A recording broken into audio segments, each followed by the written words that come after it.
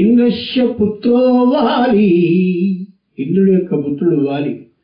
ఆ వాలిని సంహరించిన వాడు రామచంద్రమూర్తి. ఆ రామచంద్రమూర్తి వాలిని సంహరించేటటువంటి విధంగా సంహరించడానికి కావలసిన సంపూర్ణ సహాయ సహకారాలు అందించిన వాడు ఆంజనేయుడు. నా పుత్రుడిని వీడు పట్టణ పెట్టుకుంటాడా, పెట్టుకునేవాడికి వీడు సహాయపడతాడా? ఈ ఆంజనేయుడు ఎప్పుడు లోకంలో ముఖ్యమైన పని మీద పెడతాడో ఆ వేళ వీడి పని పడతానని ఇంద్రుడు అప్పటి నుంచి ఎదురు చూస్తున్నాడు అవకాశం కోసం. ఆ యథార్థాన్ని గమనించాడు ఆంజనేయ స్వామి. వెంటనే ఇంద్రుడికి నమస్కరిస్తూ, ఇంద్ర, అదేంటి కోపాన్ని ఈవేళ ఆలోచించుకుంటూ నిస్వార్థంగా ఒక జంటని కలపడం కోసం నేను వెడుతున్నాను. ఈ వెళ్ళేటటువంటి సందర్భంలో నా పనికి అడ్డుపడకయ్యా. కష్టంలో ఉన్నటువంటి దూరంగా ఉన్న భార్యాభర్తల్ని కలపడం అనేది స్వర్గానికి పై ఉండేటటువంటి లోకాన్ని కలుగ చేస్తుందని సకల శాస్త్రాలు ఉద్ఘోషిస్తున్నాయి. కాబట్టి స్వార్థ బుద్ధి లేకుండా ఇద్దరిని కలపబోతున్నాను. కాబట్టి నా ఈ పనికి అడ్డు రాకు. నేను నిన్ను ప్రార్థిస్తున్నాను. ఏ విధంగానూ నీ పుత్రుడిని చంపడానికి సహకరించాను అని అనుకుంటావేమో, అది సరికాదు. ఒకే ఒక్క మాట, అస్మాకమింద్ర ఉభయంజోచది యత్ సౌమ్య శాంతసోరుబోధతి అన్రక్షరాజవ సంతు పంథాయేపి సఖాయో యత్తినో వరేయం. ఎక్కడ చిన్న అగ్నిహోత్రాన్ని వేసి దాంట్లో ఒక సమిధిని వేసిన మరుక్షణంలో అబ్బో నాకు బ్రహ్మాండమైనటువంటి హవిస్సుని, అంటే చక్కనైనటువంటి చితుకుని, మంచి కాష్టం సమితిని ఆవునేతిలో ముంచి నాకు వేస్తున్నారు అంటే పరమానందపడిపోయే లక్షణం కలిగిన వాడివి కదా ఇంద్ర నువ్వు. రామచంద్రుడు నాడే అనేకమైనటువంటి యాగాలని చేసేటటువంటి లక్షణం కలిగిన వాడు. రావణో హి యజ్ఞఘ్న, రావణాసురుడు నాడే వాడు యజ్ఞం ఎక్కడ జరిగితే జరిగిన ప్రతి చోటికి వెళ్ళి యజ్ఞాన్ని నాశనం చేసేవాడు. నువ్వు యజ్ఞాలని చేసేవాళ్ళ విషయంలో ఇష్టం కలిగిన వాడివి. రావణుడు యజ్ఞాలని చేసేవాళ్ళని నాశనం చేసేవాడు.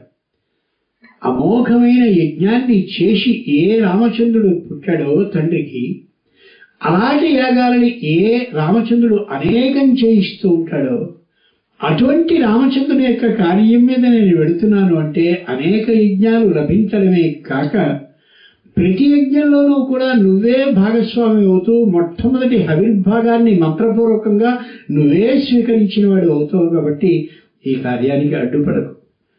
పైగా ఇంకొక మాట, బుద్ధి అనేటటువంటిది జ్ఞానేంద్రియానికి సంబంధించిందైతే శరీరానికి సంబంధించిన కర్మేంద్రియాలకి అధిపతి నువ్వు. నేను ఆకాశంలో ఎగిరేటటువంటి సందర్భంలో చేతులు బాగా పనిచేయాలన్నా, మాట మాట్లాడాలన్నా, కాళ్ళు సుఖంగా కదలాలన్నా ఈ కర్మ ఇంద్రియాలు నీ అధీనంలో ఉంటాయి. కాబట్టి నాకు వ్యతిరేకించడు.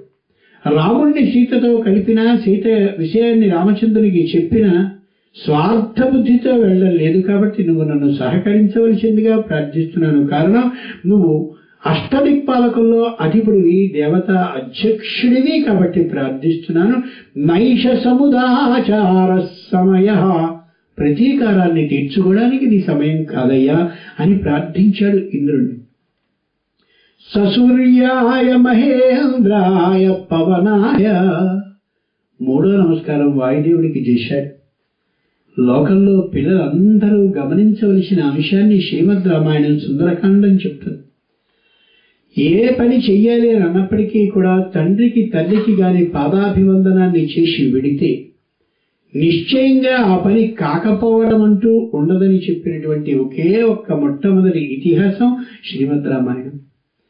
పిల్లలకి పాదాభివందనం చేయడం అనేటటువంటి ఆ విశేషాన్ని మనం నేర్పాలి. భారతీయ ధర్మం అది.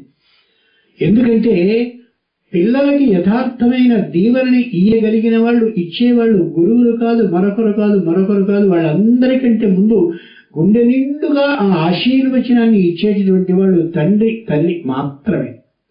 వాళ్ళు ఒకవేళ దండం పెట్టడానికి వచ్చినట్టయితే ఈ నటన చేయకు, అవి ఇవి అని వేళాకోళంగా మాట్లాడడం కాకుండా ఖచ్చితంగా పని మీద వెళ్ళేటటువంటి సందర్భంలో పాదాభివందనాన్ని చేసి వెళ్ళడం అనే ఆచారాన్ని మనం నేర్పాలి.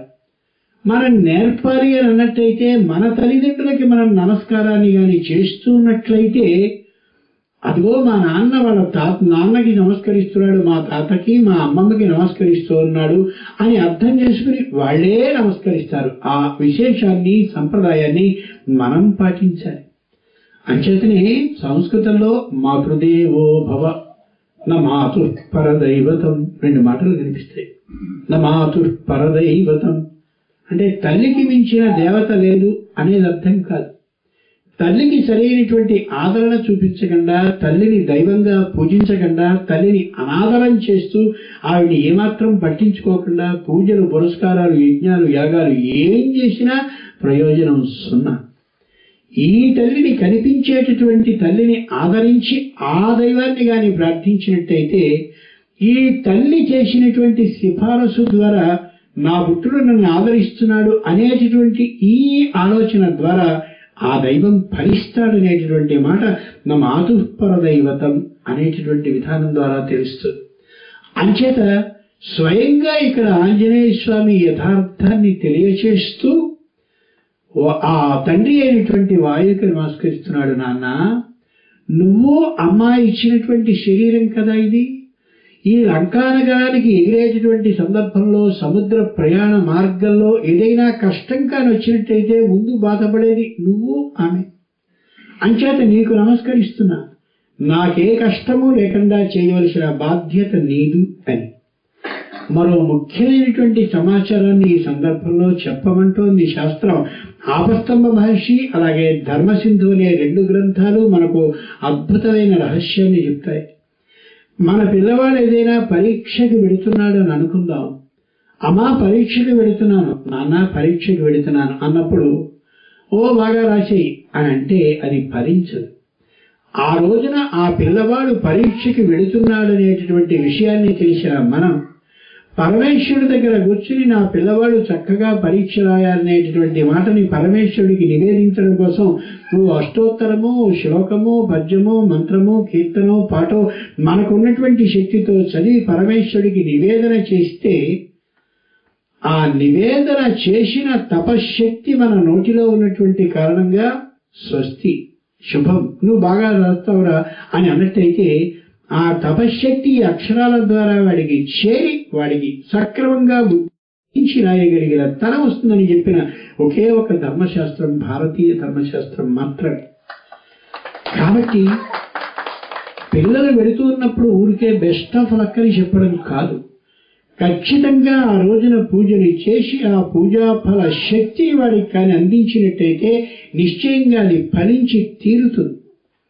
ఇక్కడ ఆంజనేయ స్వామి తన తండ్రికి నమస్కరిస్తూ, వాయుదేవుడా, ఈ శరీరానికి ఏం కష్టమూ లేకుండా ఉండేలా నువ్వు చేయవలసిందని తండ్రికి నమస్కరించి చెప్తున్నాడు. కాబట్టి ఇతిహాసాలని చదివించిన, విన్నా, వినిపించిన ఖచ్చితంగా తల్లిదండ్రులకి పూజ చెయ్యాలనే బుద్ధి పిల్లలకి కలుగుతుందనే విశేషం స్పష్టంగా చెప్తుంది. పిల్లలకి విద్యాబుద్ధులు అనేటటువంటి వాటిలో విద్య బాగా వస్తోంది పిల్లలకి, ఆ రెండవది మాత్రం లభించడం లేదు. విద్యాబుద్ధుల్లో విద్య మాత్రం లభించి బుద్ధి లేకపోతే ప్రయోజనం ఏమాత్రం ఉండదు. కాబట్టి బుద్ధి అతి ముఖ్యమని చెప్పేటటువంటిది ఇతిహాసం మాత్రమే.